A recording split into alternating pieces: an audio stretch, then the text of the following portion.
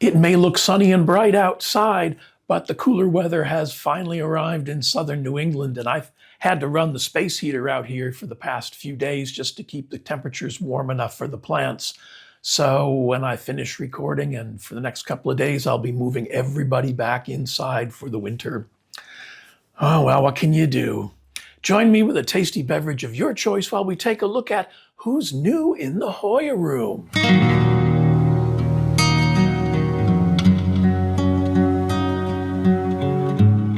And before we get things underway, I'm happy to take this opportunity to say thank you to Jonas Bayer Hjorth Larsen, who sent me a super thanks this past week. Your support for my channel goes a long way in keeping me in Hoya and Dischidia and technology and all that other fun stuff. So I thank you very much for your support. And before we look at who's new this week, we're going to take a look at some bloomers. So this is Hoya Thompsoni. It's one of a favorite, and it's in bloom this week. And yeah, very, very pretty blooms. I got another peduncle down here that should be opening up shortly. So yeah, that's very cool. Very, very fuzzy leaves, a little bit of splash on them. And those beautiful blooms are just cool. So also blooming this week is Hoya carnosa Wilbur Graves. Now it's a little top heavy, but it started blooming again this week. See if I can turn that just enough. Very, very pretty. And it's leaves, blossoms from other things. That's from multiflora. And there's another peduncle. Where did I see it? Oh, over there. Right up there. There. That's getting ready to bloom as well.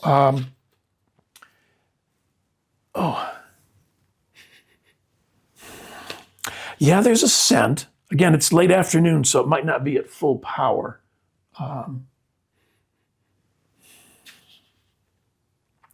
don't know, lightly floral. It's not unpleasant. And it smells familiar, maybe like laundry detergent, but in a good way. Got some nectar on my nose. Yeah, and of course, I'll put some close-ups of the blooms over here too. This has done, I didn't expect Wilbur Graves to bloom as readily as this one does. Carnosas aren't necessarily known for blooming a whole lot, but this one and my crinklate, they got no problem. As long as I keep up with my end of the deal and keep it watered, which I have done. It's got a nice little root system and has done very well. The upper leaves aren't as splashy as the original leaves. The original leaves were really gorgeous. The upper leaves have a little bit of splash in them, but it's growing really well. Oh, there's another peduncle in there. It's growing, oh, there's another one. It's growing really well. It blooms regularly as long as I keep it well watered. And this one and crinklate changed my mind about carnosa. So yeah, this is cool. This is Hoya carnosa Wilbur Graves. And let's make sure that doesn't tip over. Also in bloom this week is Hoya Kanyakumariana. And I've always loved this one for those undulate edge, tiny little leaves. There's another peduncle in there, kind of hiding. And there's another little one over here. And I see some spent blossoms, so it's probably been blooming for a little bit. And because it kind of sits out of the way, I didn't notice. My loss. But yeah, we'll put some close-ups of those blooms over here too. Very, very pretty. This one has done very well for me. I haven't had any trouble with Hoya Mariana once I did this. And as long as I keep it watered, oh good, it's watered. It's got a nice little root system, and it just does its little Hoya Mariana thing. So yeah, this one's cool. This is Hoya Mariana. And the first newbie up this week is Hoya minahassae. Now, minahassae is native to Indonesia, to Sulawesi. It was first published in 1969 in Beithefter zum Botanischen Zentralblatt, Abschnitt 2, Systematik, Pflanzengeographie, Angewandte Botanik, which is Supplements to the Botanical Central Journal, Section 2, Systematics, Plant Geography, and Applied Botany, and was published by Friedrich Richard Rudolf Schlechter. And the note on the herbarium sheet says Celebes, which was the old name for Sulawesi. So this one had been off and on my radar. It's kind of pretty, simple leaves, nice shape, kind of a medium lanceolate. And doing my research to decide whether or not I was going to order it, Doug Chamberlain of Vermont Hoyas said that he really liked this one. This is a good one to have. And I thought, okay, that's recommendation enough for me. So it just arrived a few days ago. It's still in sort of isolation. It came in peat moss, sphagnum moss, not peat moss, sphagnum moss. And there's some roots coming out of the bottom. So it seems happy. I've been hitting it with my nutrient solution every couple of days just to keep some moisture in there and help it recover from its travels, since it's an international traveler. And it's done really well so far. I mean, no loss, no damage. Yeah, so after a couple weeks, I'll pot this up and make the transfer to pond and self-watering pot and see where we go from there. But it's, on the whole, it's a really nice, healthy little plant. So yeah, I'll keep you posted on this one. No trouble, no trauma, no drama so far, but it hasn't been here long enough to be a troublemaker. This is Hoya minahassae, and this came from Plant Haven, Toronto.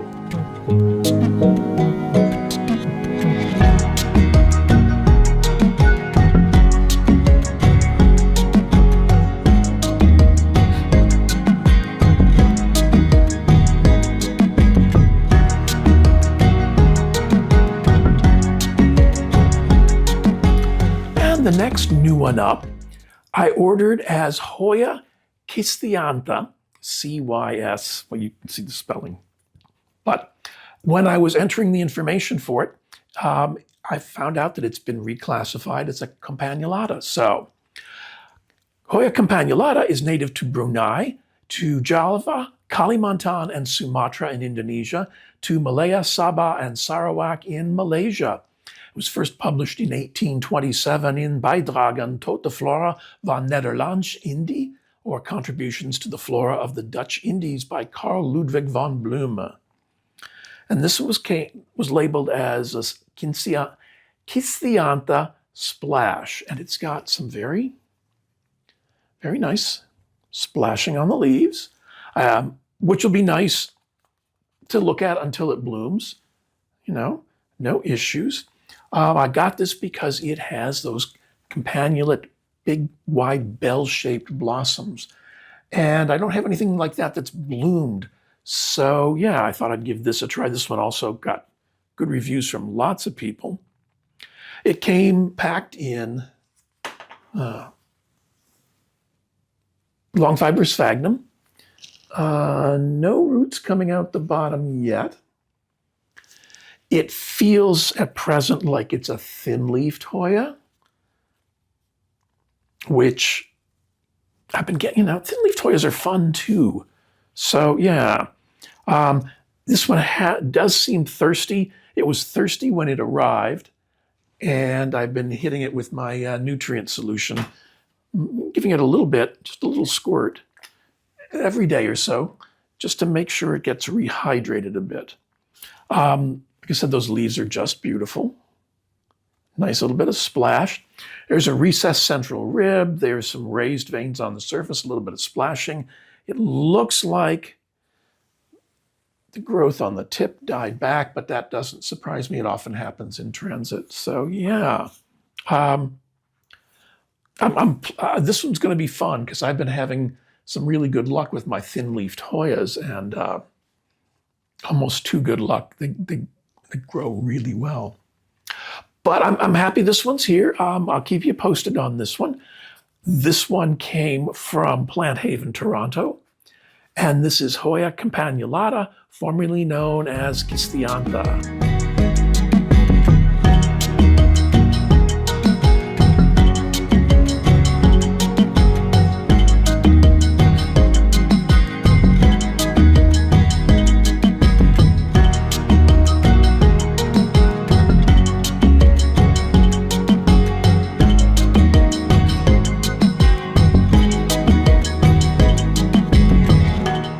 Now we've got some new Dischidia, and longtime viewers will know that I'm a fan of Dischidia as well. They're Hoya cousins.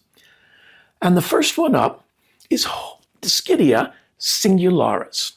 Now, singularis is native to Thailand and Vietnam, and it was first published in 1911 in the Bulletin of Miscellaneous Information, Royal Gardens, Kew, by William Grant Crabb. And the notes on the herbarium sheet say Siam, so it was probably discovered by Westerners in Thailand. And this one came with either 2 or 4, and it's tiny. I'll put some close-ups. 2 or 4, these 2 and I think 4 other leaves. So it was a nice little cutting. And I popped it in a net pot with some pumice and put it in one of my little yogurt cups to root. And that usually works, but for some reason, this one didn't take to it terribly well. So I changed it up and put some nutrient solution in the cup and stretched some cling film plastic wrap over the top.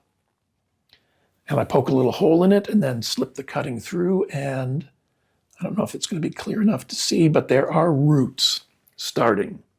I can see 4 of them. So that's cool. It lost the other leaves. That was the first sign that it was not happy. And so it's been doing okay. No new growth yet, but it hasn't lost these 2 leaves and it is rooting. So yeah, that's encouraging. This technique has become my backup. Stretching the plastic wrap over the top of a little cup. And that kind of suspends the stem in the moisture. It also keeps the moisture, the nutrient solution from evaporating too quickly. So yeah, this has worked very well for me as plan B.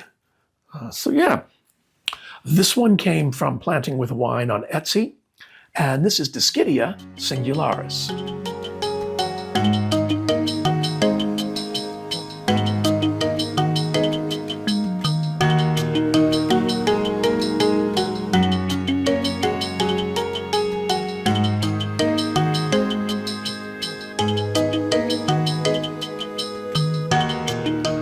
And the next one up is a cutting of Dischidia acuminata.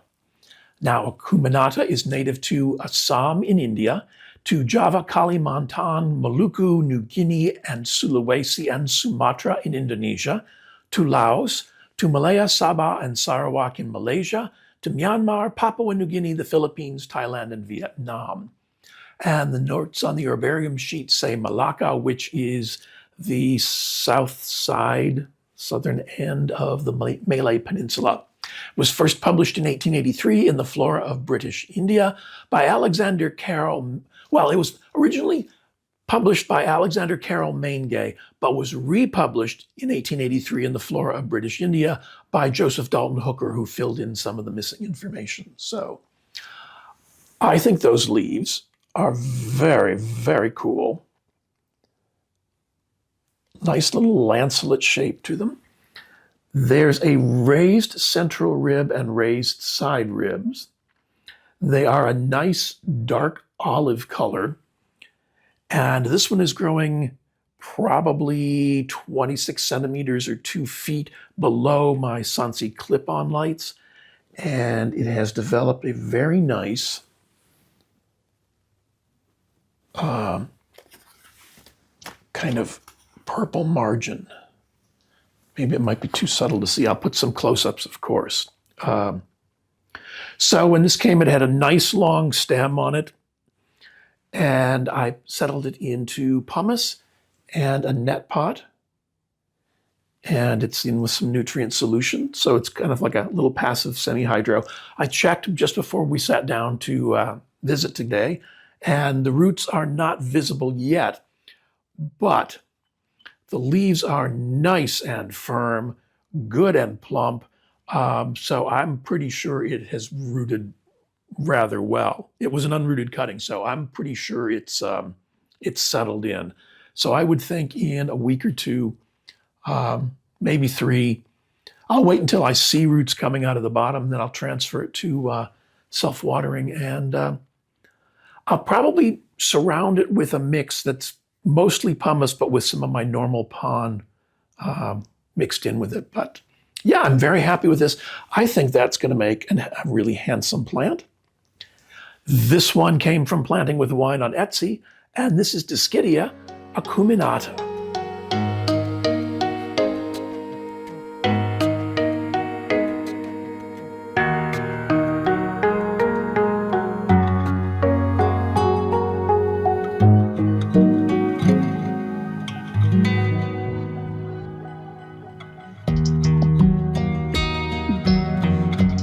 And one more Dischidia cutting, and this is Dischidia dolichantha.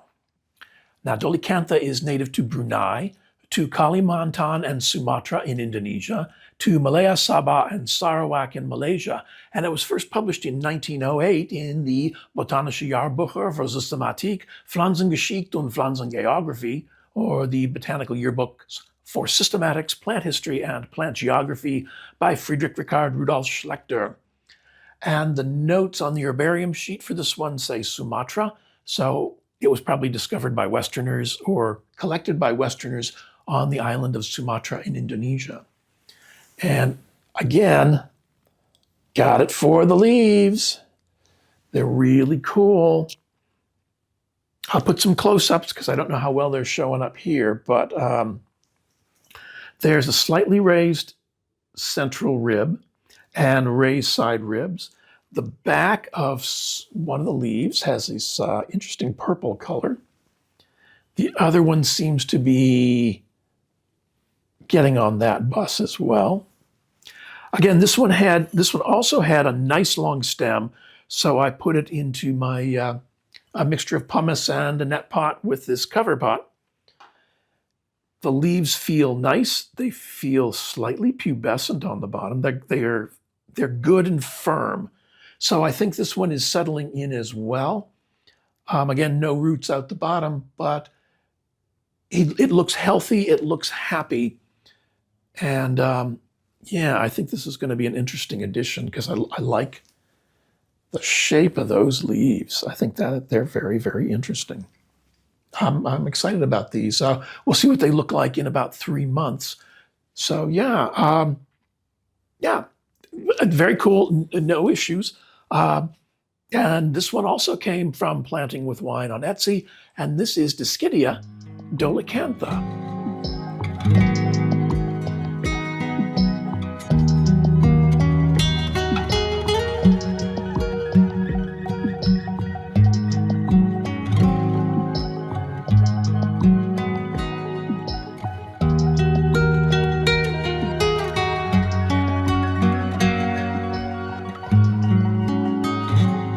And a couple of weeks ago, the folks at Sansi Lights reached out and said they had some new lights that were being put on the market, and would I like to try one out and offer my thoughts on it? So I said yes, and they sent me one.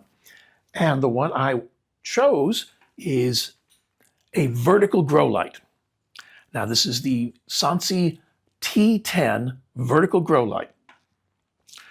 I was impressed right out of the box. Number one, Sansi packages stuff simply. There's not a lot of extraneous material or printing or anything else. It's just a clean, simple package. So I'm always impressed by that. This is a 55 watt LED, 144 LEDs, full spectrum plant light. It is 4.3 feet in height, fully assembled, and it's adjustable. So it's got 3 stages of time and 3 sections to the light. So it assembles very simply.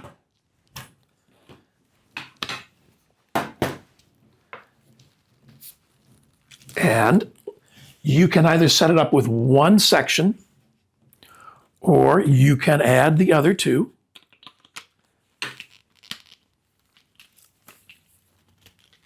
Come on. There it is. Like that. And add the 3rd one, which is how I am going to use it. It's 4000K, 5 different levels of dimming.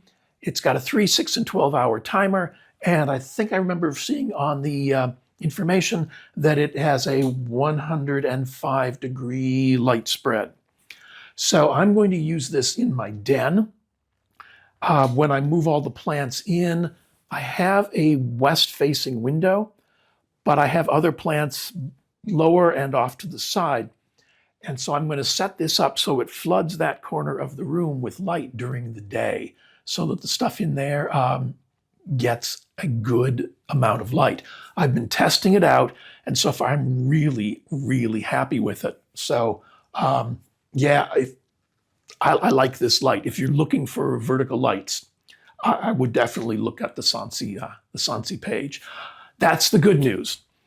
The bad news is that they're out of stock right now of both this and the, I think it's a 75 watt LED. So keep checking if you're interested in a vertical light. But yeah, this one's been, I've been happy with this one. You know, I have a relationship with Sansi, so I receive a commission on any sales you make through the site. And I have a discount code, which I'll put up at right here, but also at the end of the video. Then you can get a 30% discount on the prices there. So yeah, my review of the Sansi T10 vertical grow light is, yeah, thumbs up. I like this one. I'm looking forward, and I'll probably do an update in another 3 or 4 months and see how it's doing through the winter, which is what I really need it for. So yeah, thanks Sansi, good job. And now it's time for question for the comments. And I want to thank everybody who took the time to respond to last week's question about what's your trouble plant. That was fun and interesting and made me laugh quite a bit. Some of your answers made me laugh because I had similar experiences. The one that throws me for the loop, though, is people who have trouble with lacunosa. Maybe we should do a lacunosa workshop. Let me know if that would be interesting, because so far I haven't found a lacunosa that gives me trouble. So yeah, should we talk about that? Let me know. But the question for the comments this week is, what is one thing that current you, Hoya collector, would tell beginning you, Hoya collector? And my thing would be, don't believe what you read. Don't believe any of it. Yeah, don't believe it.